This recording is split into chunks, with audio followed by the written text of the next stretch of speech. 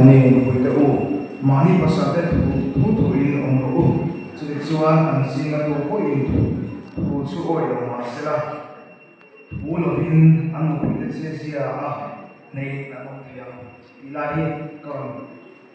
la suo wa suanin hege itu service api kan dia kan musuh tu William Borden pui ka twin body dia ni la usui poka Pemain yang dengan hak sastra, mereka pasal rem ke pasal rem tidak usuan rem tidak mau. Dia kafat ke pasal dia lain mau. Tidak soal sumbu ketamuin kan itu coba dite ada apa ya? Hari itu kan awak kami cerita kan istilah susu apa yang lu teh ya sampai kalau kau le Pero pai मैं सोमी ड्राइव से Somi kalau tak sedang tinggal kan so itu ada coba kan potong